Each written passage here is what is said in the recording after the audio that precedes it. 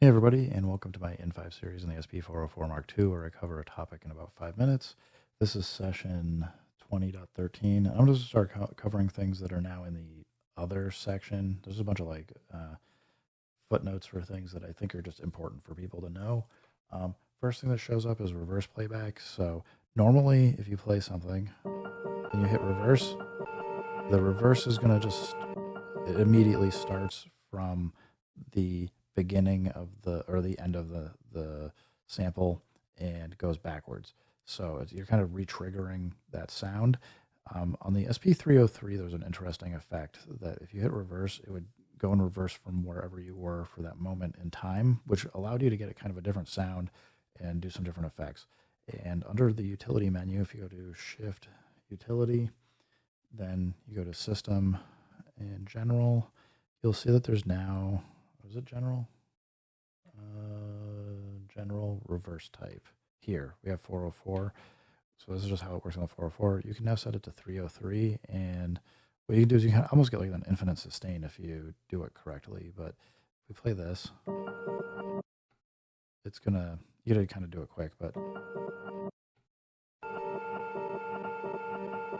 so you can kind of hit this and just kind of keep going forever. It's not re-triggering. It's just going forward and backward from wherever the note is. So you can do some fun effects. You can resample things. I'll kind of let it play out, but hopefully that gives you guys the idea of it. Because before, when I was hitting reverse and going back and forth between it was just re-triggering where it start from either the start point or the end point. This way allows you, if you have like a long sample, you don't have to go do that re-trigger. It now goes through everything that's in the. It goes from the point that you hit the note. So again, you can get some different sounds and some different effects out of it. I think I prefer the 303 style over the 404 myself, but I mean, the options there, so definitely pick whichever one works for you. We've also got skip back sampling time can be increased. I don't know why this isn't on by default, although I do suspect I have a understanding for why the skip back time is set to the default value of 25 seconds, but whoops.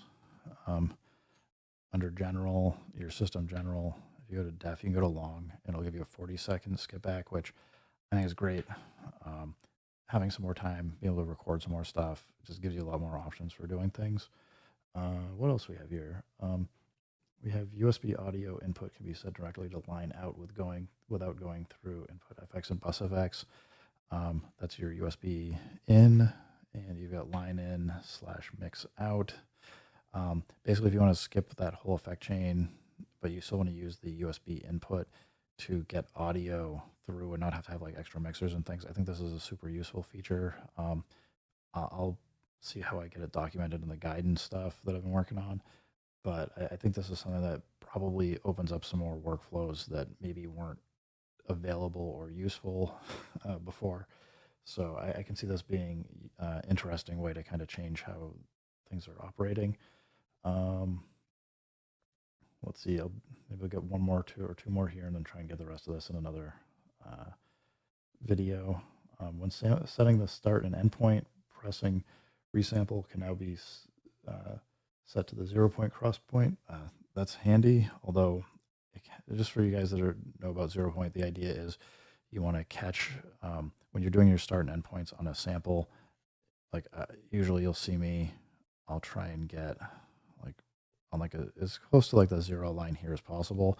The problem is when you're working with stereo samples, it's not always as clear or clean, especially if you got phasing or panning going on and differently in two different channels. You're just gonna get like a lot of clicks. But if we hit remain, if I'm doing this correctly, not. Okay, let's read this again. Pressing resample, not remain.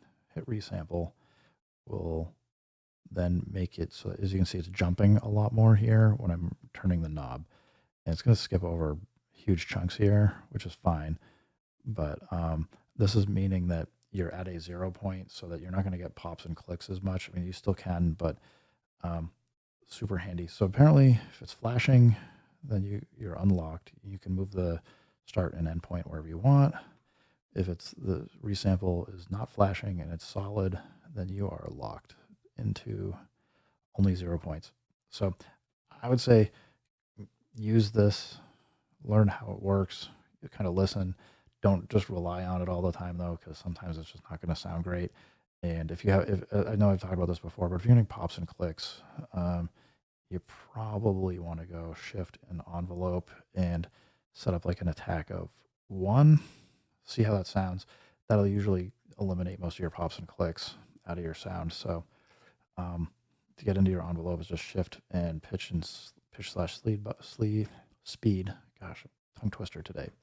But that'll allow you to get rid of that start and end pop and click sound. So say again, check it out, guys. A lot of cool features and functionality here. I think this is a great update. So keep making beats, keep having fun, and peace out.